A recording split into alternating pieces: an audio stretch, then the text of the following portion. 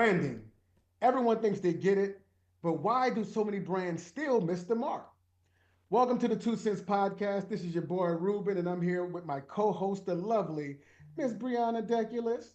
And today we're diving into the topic, why is branding so darn hard? With our special guest, my girl, my good friend, Renata Coleman, a 20-year CPG veteran who's helped brands navigate the chaos of marketing, retail, and growth. Renata, how you doing, sis? I'm good. I'm good. Thank you for having me on the Two Cents podcast. Yes. I love Ding sharing ding. my 2 cents, so felt like a fit.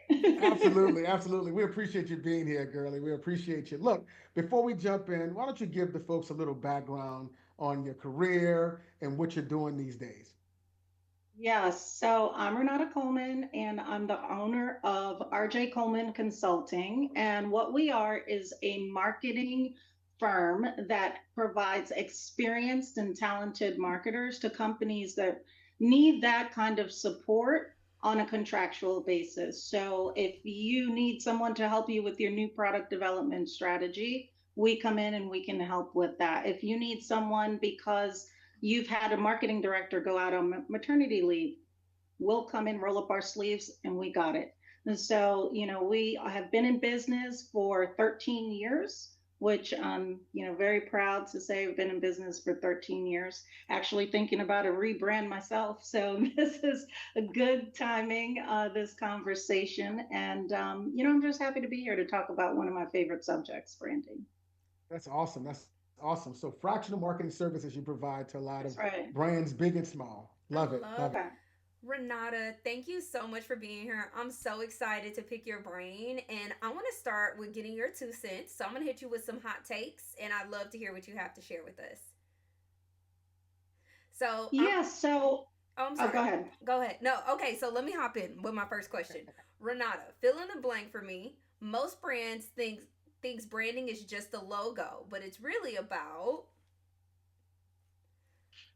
Most brands think that branding is just a logo, but it's really about the emotional connection and meaning that consumers associate with your business. So it's about the stories that you tell, the your mission and how you bring that to life. And really the way that your brand makes consumers feel. They have to feel like you've got them. And so I know like many businesses are usually like, okay, well, how do we do that? Like, what does that mean? And if you look at, there's an institute in Australia called the Ehrenberg Bass Institute for Marketing Science, and they're known to be formidable experts on the science of marketing. And what they would say is you've got to make your brand easy to think of and easy to buy.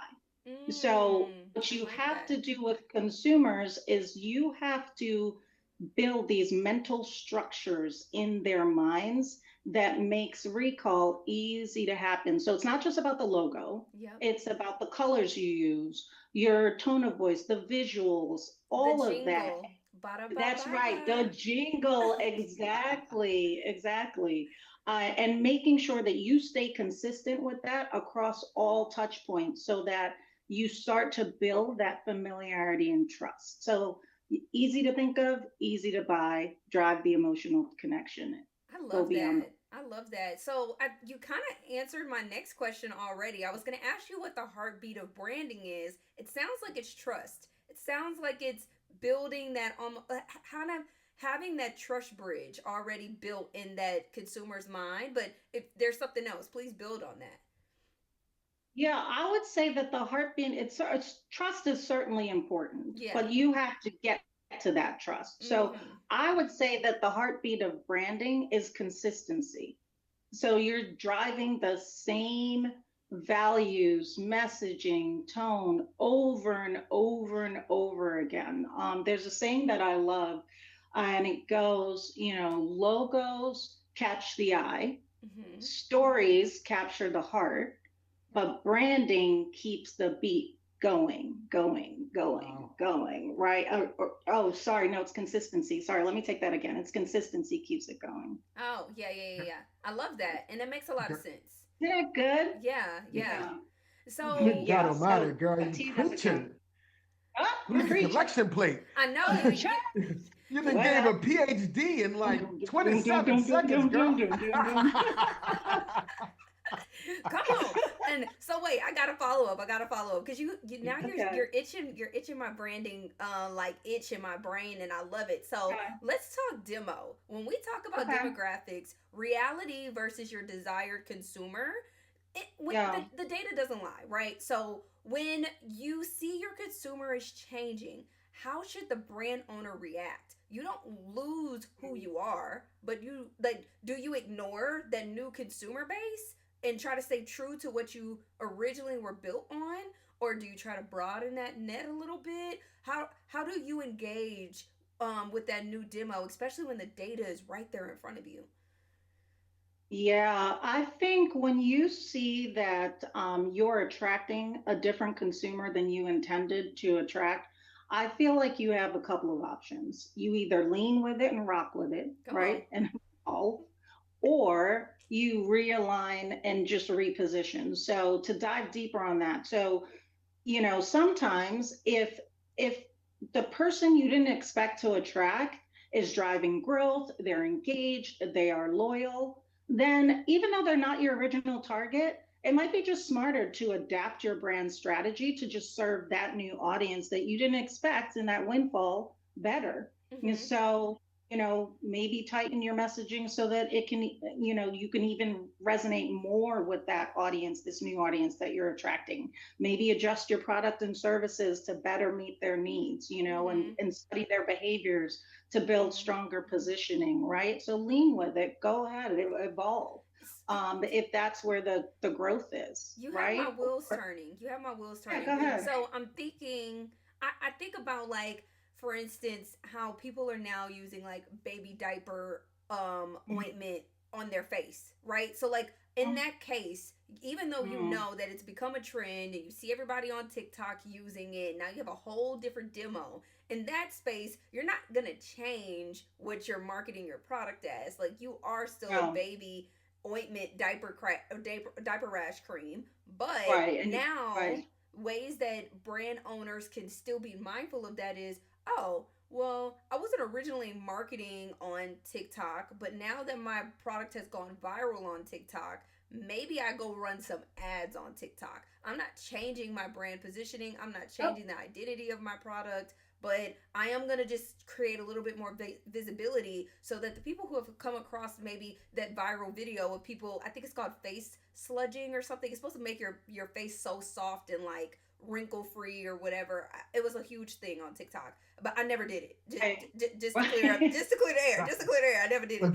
But that makes me think like, okay, that would be a great way where a brand is still acknowledging, hey, I went viral on this platform. I wasn't even represented really on this platform before. I'm gonna run some ads so the people who were buying my product and using it in a different way, I still want to stay front of mind for you because thanks for the sales bump. But I'm still a Right. baby diaper rash cream, right? Like I kind of think about that scenario. Got it. And that scenario is a little bit tricky because, I mean, you'd have to be indicated Yeah, for The whatever features, they're yeah, that's using where I was it gonna for, go. right? So it's exactly. it's a little bit tricky. So assuming, but it might be an interesting idea in terms of growing your household usage, growing your household penetration. You Mm-hmm. might want to, in the background, kind of see like, is it worth getting these new indications? Is there a lot of volume around that new usage that that can really be profitable? Might be worth kind of chasing down what you would need to chase down in order to actually market that, in a compliant way. Yeah. But yeah, but I love what you said in terms of, okay, well, maybe I'm not indicated for this usage, but clearly people who are interested in my product or know about my product are in this channel. So it might be adjusting your touch points, Yep. right, to better reach your originally intended audience, et cetera. So yeah, that's, you're basically dovetailing into, the second option I was thinking of. If you're seeing that your original audience isn't fruitful, then maybe you just need to recalibrate your branding, right? Maybe you need to recalibrate your branding they're not attracted, if they're not aligned with your long-term vision. Audit your messaging, audit your touch points. Where are you showing up? What's signaling maybe the wrong things? Yep. And why that original messaging isn't working, so Yes. that you can resonate where you want to take your brand. Yeah, I love your response on that, Renata, because what you're also speaking to is maybe your unique selling proposition isn't what you thought it was, That's right. but there is a unique selling proposition that people are attracted to, and your That's right. recalibration can help you still pivot and take Mm-hmm. advantage of that market opportunity because clearly there's a market for it, right? So Right. I love that. I love that. Or maybe you're not communicating your unique selling proposition clearly, Clearly, right? yeah, And Yes. that's a place to dive deeper as well. Like, you think it's very clear and you get it, but nobody else does, right? Mm-hmm. And so maybe if they Come on, did, they somebody. would think it's unique, right? But you've got to go and sit with the people and understand why they're not getting it. Is it because it's not really truly unique? Or is it because you just haven't communicated the uniqueness well? yeah. That's Yes. a good point, right? The communication and branding. Right. Love it, love it, love it. Like that. That was a PhD masterclass right there. So I appreciate that. We're gonna pivot though, right? This is the part I love, right? My favorite part of school growing up was show and tell, Oh right? Lord. I didn't want to take no tests. I didn't want to read no words. I didn't want to do no spelling exams. I love show and tell. And so we are going to go beyond the aisle. I know that you ladies have been picking up some products and you're ready to do some show and tell. And so I'm going to hand it to you, Brianna, and let you facilitate this discussion that we're going to have here around the products you found. Absolutely. So we love the shelf test. The shelf test is always so much fun. And so we landed on evaluating Good Girl, the perfume. Many people may know, and you'll see some visuals of it on the screen if you're watching online. And Renata and I are going to just evaluate the packaging, what it looks like on shelf, and then also the actual product delivery, and really talk about why branding matters and why does delivery matter? Why does packaging matter? What are the call to actions? Does the consumer understand the product? So I'm really excited. And Renata actually picked out this product. And hey, I love a good smelling perfume. So I might have to add this to my collection because it smells great. But let's go ahead and dive right into it. And let's start with packaging and perception. Why is pretty sometimes not always the best way to go? Is it a trap? And is the pretty packaging actually what you need to get the consumer to buy the product and try it out? Yeah, well, pretty packaging, yes, can sometimes be a trap Mm-hmm. because, looking good is not the same thing as being remembered or being bought, Come on.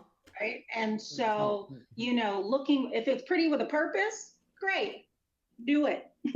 But if it's pretty just to be pretty, no, that Mm-mm. doesn't necessarily drive money, to the bank. So, I think you have to look at in packaging what is my category, Yes. right? And does it warrant a certain level of sophistication of packaging or design, right? So like certain categories like luxury, beauty, consumers are expecting a certain look, feel, je ne sais quoi, It's and an they're going to pay experience. for it, They want that right? And they're looking for experience. that's right. They're looking for the experience, and they will pay for it. So then it is worth investing in that packaging to make sure that you deliver on what the consumer is expecting and wanting, right? Yep. And will pay for, most importantly, and they will pay Absolutely. for it. Absolutely. If you are in another area where pretty packaging might be relevant is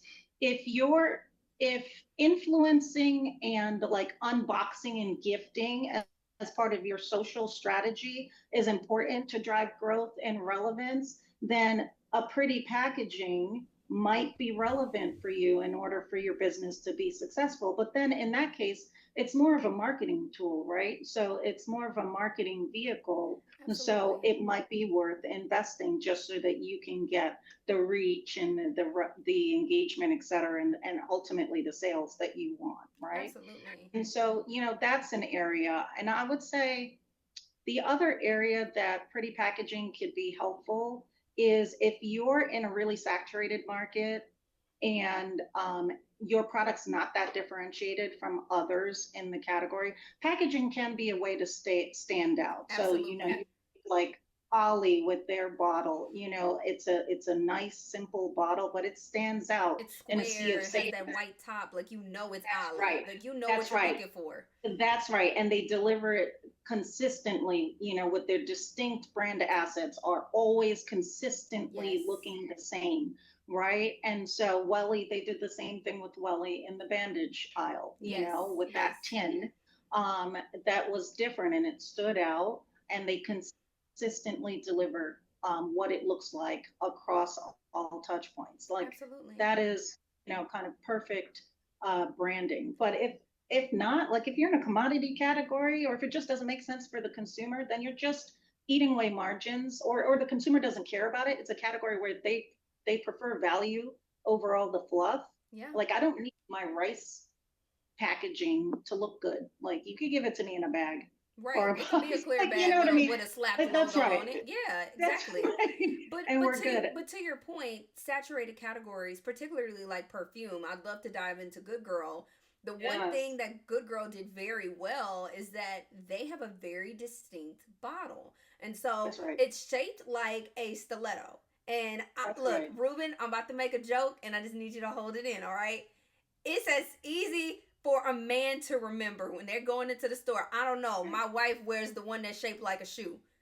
Right off That's the right. bat, that easy, that That's sales right. associate can say, "You talking about Good Girl? Come on, like let's go over here." Now, if it's another one, oh, it's round. It has a top on it has white top. Well, thank you. That's 95% of what's on the shelf. But if it's shaped like a That's right. shoe, like this stiletto, this is a part of that marketing piece that you were talking about, right? Like this That's is an right. investment where very easily it doesn't matter who's going in the store to go buy their wife, their mother, their girlfriend, their favorite perfume. It's shaped like a stiletto, and I think it was blue. Okay, I think I know which one you're talking about. And very quickly, they're able to go and find that product. So, being in a saturated market like perfume in particular, I think Good Girl did a really good job with that. What do you think that they did well or didn't do well with this particular packaging? And do you think that maybe they could be doing anything better?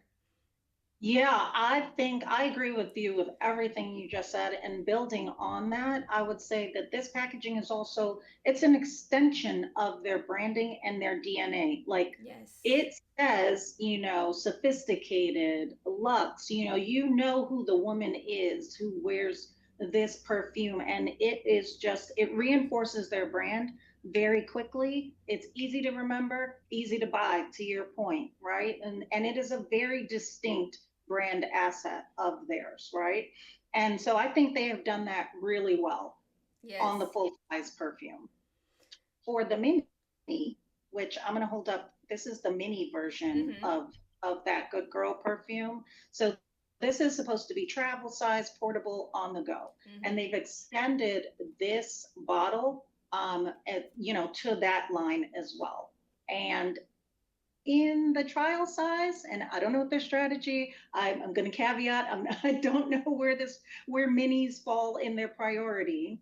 But at the same time, if they were thinking about the consumer, this is a place where this packaging is just not practical. No. Pretty with a purpose, great. Pretty but not functional, like it's like why, Right. right? And a mini version, why? And I feel like for them, they have an opportunity with these mini sizes where you want this to be easy to use on the go in my purse. Like, I don't trust that this won't fall apart. It won't even stand, it Yeah. doesn't pack well. And so they have an opportunity, I think, of how do you deliver that iconic feel and positioning while making it actually practical Mm-hmm. for the consumer and probably for themselves. I mean, you could do this in a lipstick in just a regular tube and it can be like a power lipstick. You could do something that is a little bit more functional but still potentially reinforces the brand. So you don't want to do pretty just to do it. Yeah. It has to be relevant for the occasion as well. But overall, I think they are a master class. I think this is just one area, one example where they have an opportunity. Yeah. That's a great point, right? And I got to jump in here because I know y'all having fun with the stiletto. Mhm. That's obviously, as you guys know, right? That's pretty common in the fragrance space. I think about the cologne that I've been wearing now for like 25 years because of the iconic bottle, Jean Paul Gaultier, right? Oh yeah. It's sort of the naked bottle, no legs, no arms, right? And Mhm. but that image is iconic and memorable. So even if I can't pronounce the name, I can say, Yep. "Give me the green naked bottle with the gray stripes," and people know Right. exactly what I'm talking about, Right. right? And so, Renat, I appreciate you using the Ali example and the Welly example, right, in CPG because those really stand out, right? Yep. It's consistent across their lines. To your point, Brianna, you know that white top of that product. You know, that's what Johnson's Band-Aid used to do, right? Bandages with the 10, right? Those That's Disney right. 10s, those 10 stood out on the shelf. So it's a pretty interesting conversation, and I love that approach. So I appreciate your perspective there. Yeah, definitely. Hey, Renata, I Thank you. got one quick thing I Yes. want to add. Back to that travel size. Just Yeah. think if they sold like if their larger bottle, right? So not the 1 ounce, but maybe like the next one up, because I have the 1 ounce. So I think this is like the standard. So I think the next one up is like a 1.5 or closer to a 2 ounce. And they had like a gold refillable lipstick, power lipstick that you were talking about, where you could just connect it to the top of your bottle and you pump it in Hmm. and you refill it, and then you have your own travel canister. It's a game. Perfect. It Perfect. And it still reinforces their brand. It still, it still fits in with the DNA. It Yep. makes sense that the lipstick top could be gold just like the Yep. heel. You Yep. know what I mean? But Easy. it's a canister more similar to the way that consumers are used to shopping for mini sizes. Yes. They're more cylindrical. They're easy to go Yep. into your. You want to be able to deliver on that as well. The prototype of the category and what people are expecting as well. Right. So yeah, that would be amazing, and really make the whole thing, their whole portfolio, super powerful.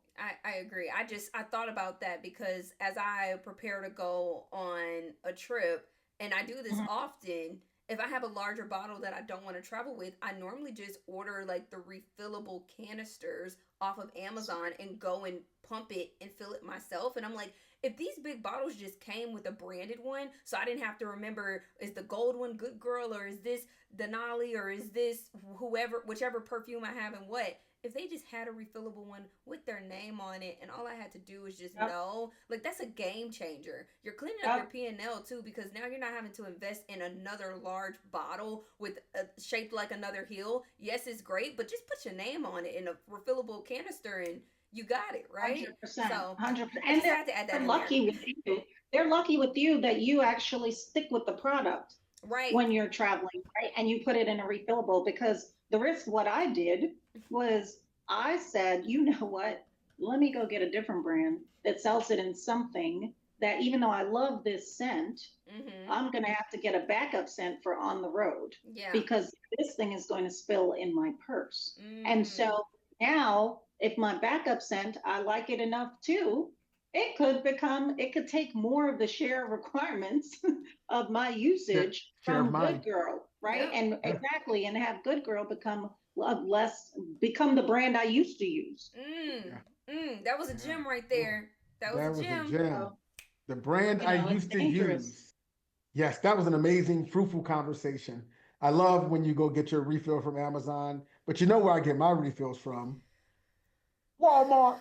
Cut But cut his anyway, mic. Cut his mic. Turn we're, it off. Hold on. Hello? we're going to move on. We're going to pivot and we're going to go beyond the aisle. And the question, Renata, I want you to kind of help me really answer is, when should a brand consider a rebrand, right? Like, when is the tipping point? Or should we call it the $1 million tipping point? Should a brand pivot before hitting $10 million? Or when should they think about rebranding or repivoting their business? I think that's a really smart question, because rebranding is powerful, but it's also expensive and risky if you do it too early or without a clear reason. So, when should you rebrand? You should rebrand when there's no magic. Let me start over. So, there's no magic number with regards to when you should rebrand, but you should consider rebranding if your brand no longer like matches your product or market, like you've pivoted and the original brand just feels like a bad fit, or is, as we were talking about before, consumers are confused about what you do, Mm-hmm. that might be a signal that you need to rebrand. If you are entering new markets or you're planning for some kind of growth or repositioning, that might be time to rebrand. And sometimes, you know, you mentioned retailers earlier. Sometimes retailers will force a rebrand, right? Like if they are not getting it, then they're not going to feel like the consumer is getting it. And sometimes your customers will suggest the rebrands because they know their shoppers really well and they know what their shoppers will get and not get. So, you know, these are all areas that might trigger a rebrand. In terms of numbers, so even though there's not like a magic number, I would say probably somewhere in the 1 million to $5 million in revenue. At that point, it's a good time to take a look in the mirror and maybe do some intentional rebranding and see, you know, what is working. Do we need to pivot a bit? Yeah, as you're scaled, because at that point you are scaling, you're building equity, etc. So before it gets a little bit too expensive to do so, I would say that's usually a good sweet spot. But again, you just have to look at those markers of, you know, am I hitting a turning point in my business where it feels like either consumers aren't getting me, I need my naming, my branding to be simpler. You know, just look for those kinds of signals. I love that perspective because I think what I would say is key is Mhm. somewhere around a million or 2 million, depending on how you got there, right? Yeah. You sort of stumbled your way there. You've been Yep. building a plane while you're flying it. Yep. Now the assumption is the wheels are on the bus, right? The Yep. steering wheel is intact. Every seat has a seat belt. It's a great Yep. time to your point to say, okay, let's do an assessment and think about where we Sure. are, where we were, and where we're trying to go. And does this paint color still make sense, right? Do we Mm-hmm. have the right kind of seat belts, the right kind of tires, the right kind of airbags so that we can go to the next level? And to your point, maybe rebranding is ready at that point, or maybe it's not. But at least you're doing that self assessment and you're constantly checking in to make sure that you don't get too far down the road where it becomes painful, right? And that kind of shifts my next question, right? What is the fear of changing versus waiting too long? Is there a real risk by doing that? What are your thoughts there? Yeah, I think that waiting too long, waiting beyond that, you know, million, $2 million point that we were just talking about, is that now your brand, wherever you have landed or however you're marketing yourself, has been cemented, starts to get cemented in people's minds as one thing. And it can be very expensive and costly to now reposition it, have consumers connect where you were with who you are now, and then develop kind of a DNA around that brand. So if you can do it as you're growing, maybe your followership is smaller. Mm-hmm. It's much easier before you really explode to rebrand at that time. Before it's going to cost you a lot more to get to a lot more eyeballs now that you're $10 million, now that you're $20 million, and rebrand at that point. Just real quick, Renata, that was such a gem that you dropped in just in the last two. The self evaluation and the consistent self evaluation is Mm-hmm. vital, especially if you're starting on 100%. e-commerce, because I think that that is where you are able to very quickly do a lot of A/B testing. You're able to understand what are consumers drawn to, what are they not Point. understanding, what are they not converting on, why is this not resonating with them, and so I think that I just had to highlight that and make sure that we say it, and particularly for brands that are starting on like an Amazon, they're starting on D2C, they're starting on Walmart.com, any of those marketplaces, particularly those two, it's so important to tweak and learn and listen and measure. Why aren't consumers understanding this? Okay, what should I be shifting using the demographic metrics that you get from those retailers, particularly online, so that you also better understand very quickly, okay, my demo is shifting. Oh, they really like, a more wordy, less visual explanation because this product is a little bit more serious to them, right? All of those things matter. And I think that it's just so important to highlight. And I just had to make sure I threw that in there before we build any further. But the gems are gemming right now for me. I got a bag that I'm just picking them up one by one, just throwing them in there. Nice. I Like, love it. I love it. And I love that build too, because yeah, all along from the time you launch all the way until you get to that $1 million mark, you should be focusing on clarity over cosmetics, right? Like you should be tightening your story. You should be tightening your positioning, your messaging, listening yes, to consumers, see what's working, right? Do a little strategic refresh if necessary. And then, once you get to that kind of million, 2 million, 3 million point, you'll kind of know when it's right. That's that time that Ruben and I were talking about, yes, where you take that look in the mirror and be intentional about it, and start saying, we're about to jump to the next level right. and we can feel it.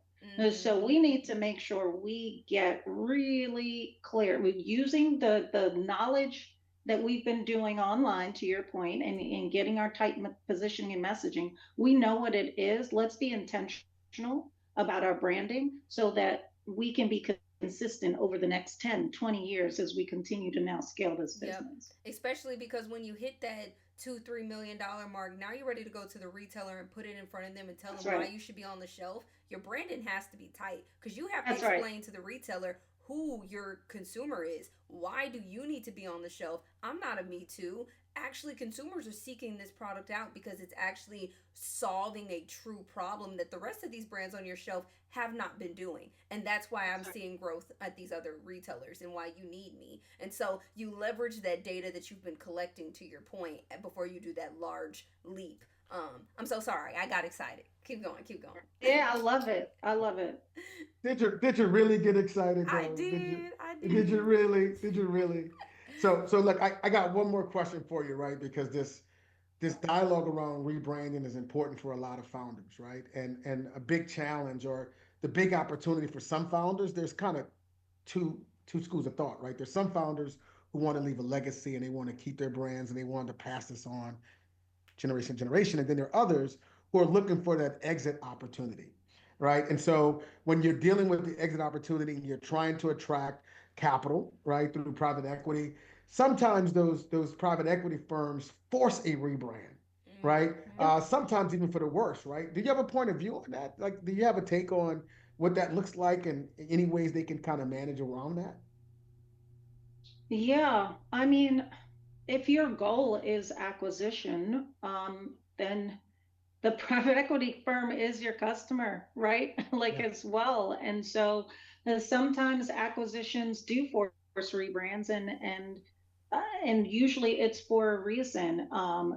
So maybe now that you're no longer this scrappy challenger brand and you're becoming going to become part of their bigger portfolio, they have to think about other brands and how your brand fits in with their portfolio, and how they can continue to make their bigger brand show up in a consistent way, which might require tweaks in Mm-hmm. your brand, right? Or they have to think about their own corporate DNA. So if a conservative company is acquiring that like edgy company, which you could argue should they, but we're going to go with it. But if the conservative company is acquiring that edgy company, then there's probably going to be some toning down to their edginess over time as they continue to integrate into the bigger company. So, I think when you decide that acquisition is a road you want to take, then you do have to be prepared that there is a potential that you will have to rebrand, and maybe if that is important to you to not, then you'll have to really have a hard look at yourself as to or hard look in the mirror as to what types of companies or offers will I entertain and not, So, if that is something you don't want to have happen. Renata, dear, I've known you for a long time, and you're so generous. I think what you're saying is, if you're interested in a liquidity event or an exit, then you can't be Yeah, worried about people calling your baby ugly. that's right. Oh my God. You got to That's make a right. choice, right? You can't be mad somebody called your baby ugly and then put it up for foster care. That's what Oh, I'm saying. You want the money or not? Like, you I don't you know. you want the money or not, right? You know what I'm saying? I'm You just know, saying. so I'm your just feelings, saying. your I, feelings can't get involved whenever you're trying to sell your baby.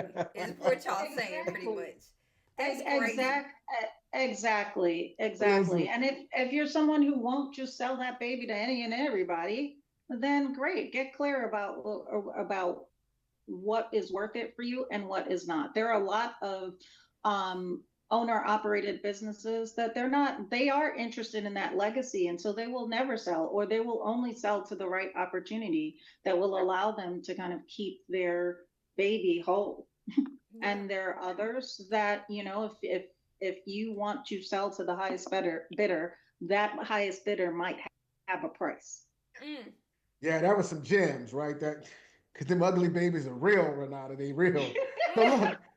look, that was a great take, and so we're gonna wrap it here. But if I'll give you the last word, Renata. If there's any one thing you want our guests to take away, what's the one thing you want them to remember from this episode? The one thing that I would want people to remember from this episode is when you're thinking about branding, just make sure that you are thinking about driving saliency with your consumers consistently over and over again. So make sure that your brand assets are distinct, and it's not just about the logo, but it's really about using the same colors, visuals, tone of voice, etc., over and over again to drive that brand love. Love it. That's I love saliency. it. That's I a love it. perfect word. I got to go Google it after this episode, but that's all right. Yeah, make sure it But made sense, because if it doesn't, cut it. where can our friends find you? Where can they learn more about your consulting firm? So you can find me at www.rjcconsult.com. I'm on LinkedIn as well under Renata Coleman, and happy to help with any fractional marketing services you need. Awesome. So, Thank you so much, Renata, for your time. And to our guests, thank you for tuning in. Please like, comment, and subscribe. Make sure you follow too. And we can't wait to see you for our next episode. Until then, we'll keep our 2 cents.